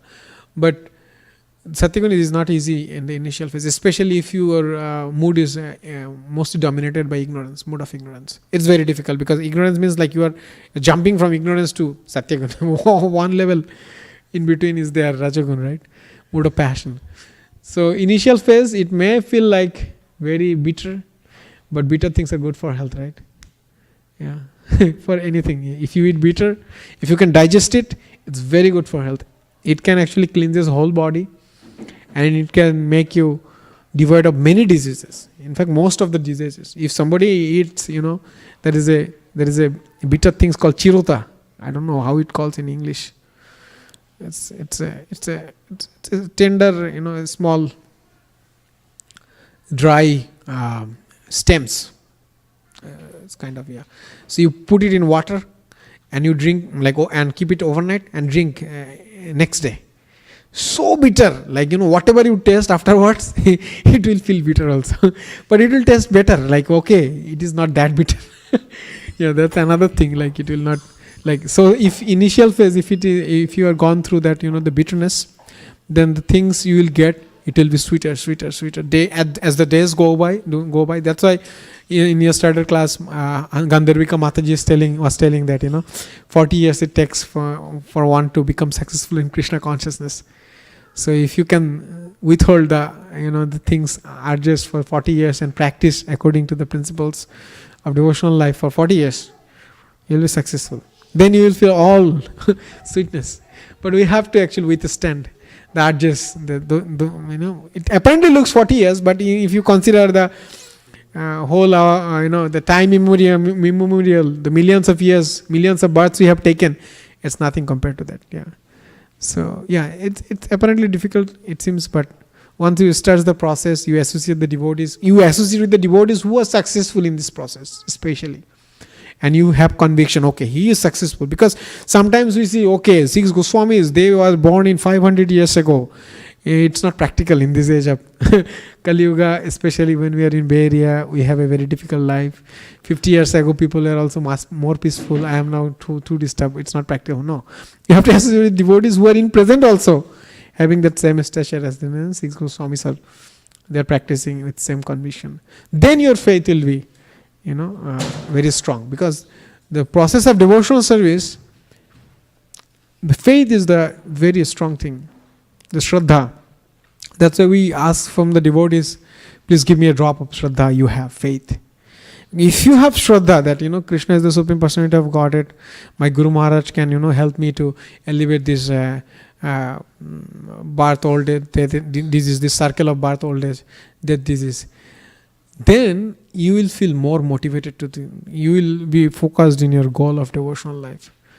But if you don't have that faith, or if you feel, okay, no, process is not practical, I may not do it, then you will, start faltering. Anyway, so we have to actually associate with devotees who have this test and experience this in our life. Then it will be easy for us to cross the ocean of this, lust. We'll be replacing, we'll be losing nothing. Actually, it's not like, the devotees are not enjoying. The devotees are enjoying much more than other people. But they are still peaceful, they are very focused, they are, happy in their life. You'll see many happy faces when you come. I don't see many happy faces when I go to office. Everybody is yeah, there's a meeting, 11 a.m., 12. Hey, I have been called by my boss, what to say. Sometimes my colleagues, my friends, they ask for this matter, what to say. Anyways, yeah. So yeah, they're very tensed.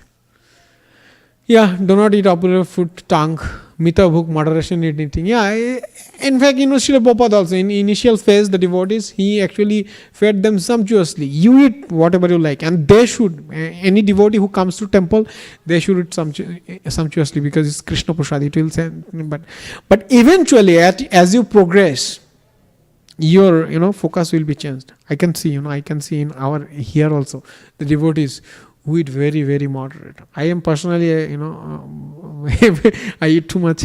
I should also control, but I see I know the devotees who are very controlled in their eating. They don't feel taste. They have transformed their taste. It's not that feeling taste for Mahaprasad is bad. But when you are eating more, your body is not suitable for service. You will feel sleepy. You will have lots of indigestion issue. You will not feel motivated to do service physical activities or even reading or anything. You will not be. So your eating should be controlled. And holistic fasting, definitely, Ekadasi, all Madhav Tithi fasting, we should do, as per our body permit, we should do, very pure way. And because it's also, recently the Nobel Prize was given to some chemist because he discovered something like by fasting, your metabolism, your some of the, I don't know much detail, but it's related to fasting. Fasting is good for your health. That thing, some enzyme, something, it's helpful anyways. And Haranam, definitely chant as much as you possible. Of course, chant in the bits, fixed number of rounds, whatever you have taken vow for. The devotees who have taken initiation 16 rounds, every day. That's because in Kali Yuga it's very important. It's the only way. Subtle lust is like, consider yourself Vaishnava Dashana Dasa.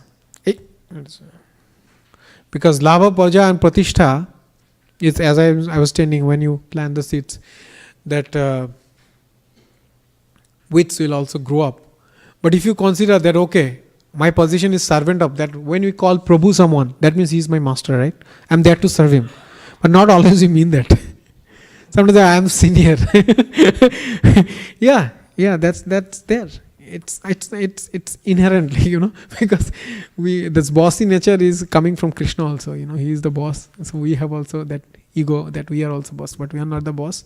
We are actually servant of Krishna. So everyone who is related to Krishna, he is our master. So that is the object. Samsiddhi Harithasanam. What is that verse, Babu? Atha Prumba Diju Srishta Varnashram Vibhagasha. Then Samsiddhi Harithasanam. Yes, okay.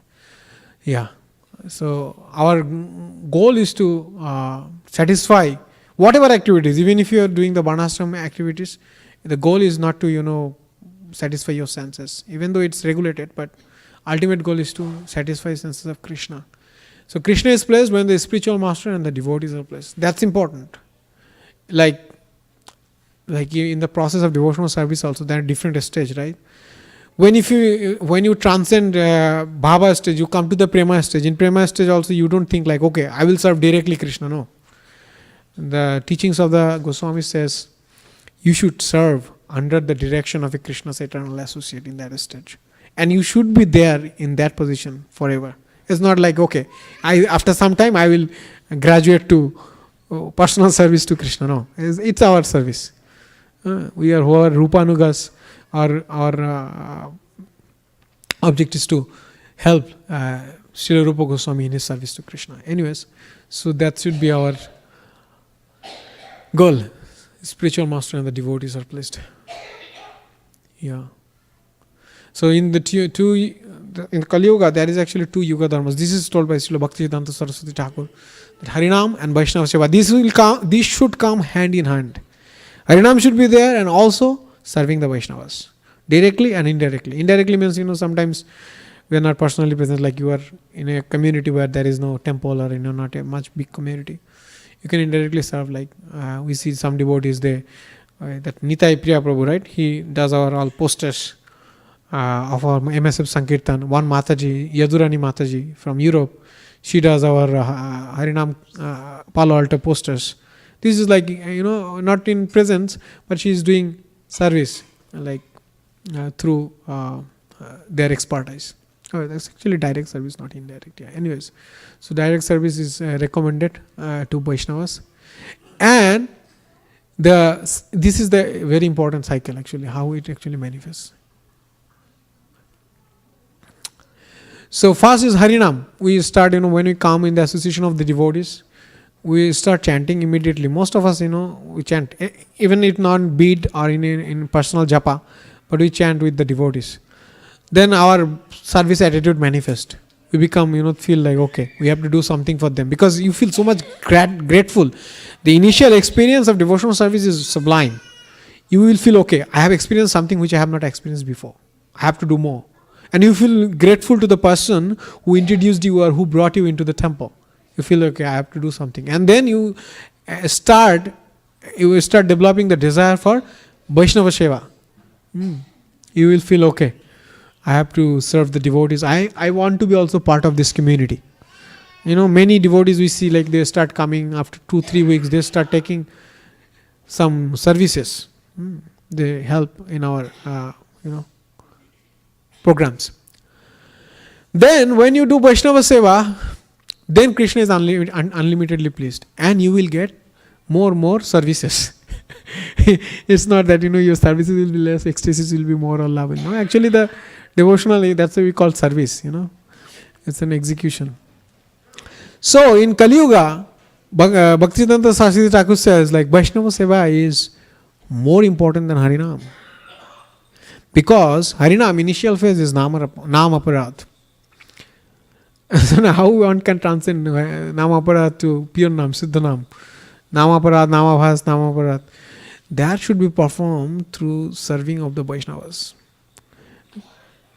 If you serve the Vaishnavas, they will be more merciful towards you. They will reciprocate more. They will reveal themselves more to you. Because they only can give Krishna. Krishna will not come to you, or Mahaprabhu will not directly come to you and tell, okay, that's very he will directly come, but he will come through one of his associates.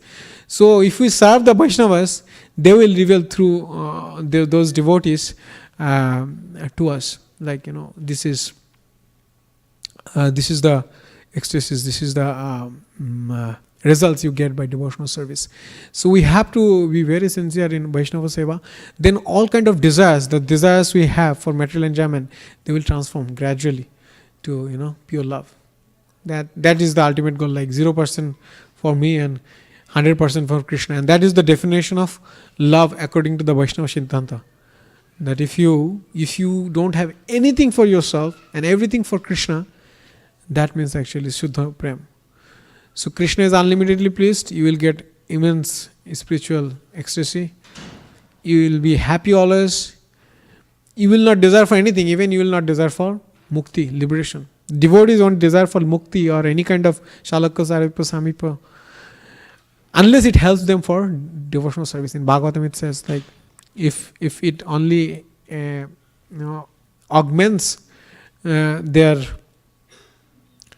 capacity of devotional service, only they will aspire for any kind of liberation from Krishna. Otherwise, Krishna Bhaktas, they are happy in serving Krishna only and his devotees. Yeah, that's why he said like they are always peaceful.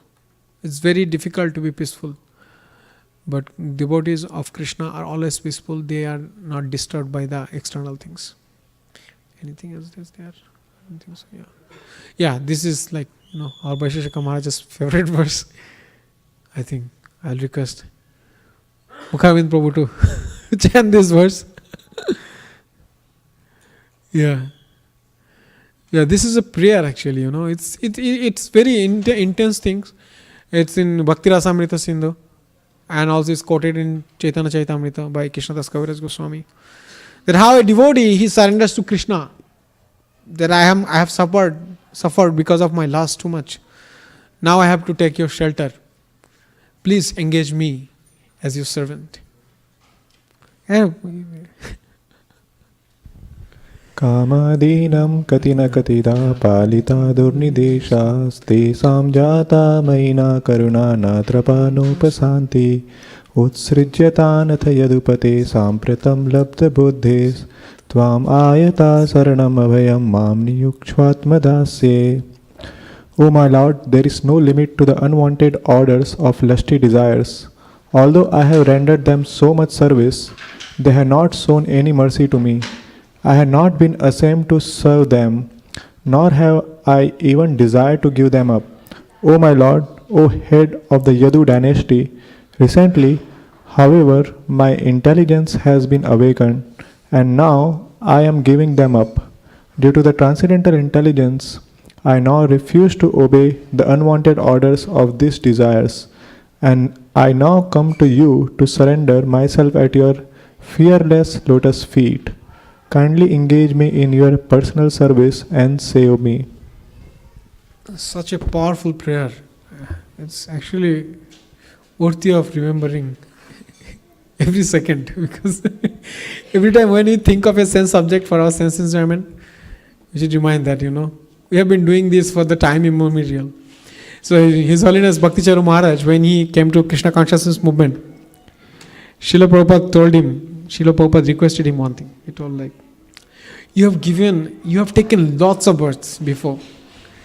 And you have enjoyed in many times, in many ways, in many of these births, all of these births.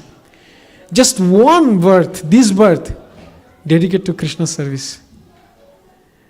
Then, you will be all successful. You'll be all successful. So, this one birth, just one birth, you see that, how the acharyas has, facilitated this process. Just one birth, if we become, one moment of consciousness can change our, can liberate us from this chain of birth, death and old age and disease and situate us to the highest platform of pure devotional love. Anyways, in today's discussion, I did not discuss much about love. The first thing is like the realization of love, or for that matter, any higher bhava or ecstasy or higher platform of devotional life. I don't have, so I don't have that adhikar to discuss much about that.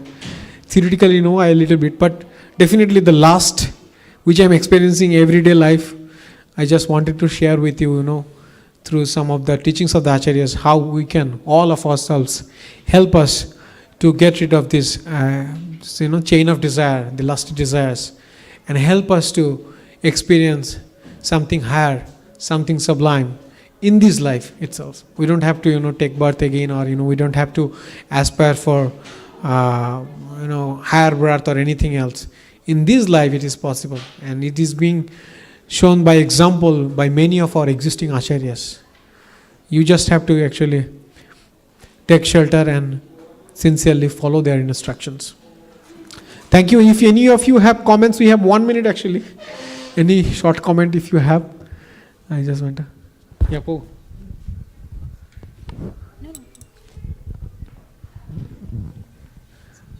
No, thank you very much, Koladwipa Prabhu, for giving wonderful class, nice preparation, and covered both Chaitanya Charitamrita, Bhagavatam and Bhagavad Gita, and Bhakti Rasamrita Sindhu, all the books almost.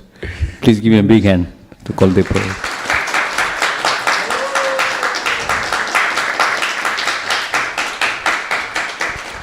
Thank you. The next phase of our program is Arati, Gaura Arati. Shri Radha Madan Mohan, Sri Man Mahaprabhu, Sri Lakshmi Narasimha Sandhakal and Arati. You can put off the seats in that place, and all of you can stand up and do the bhajan kirtan.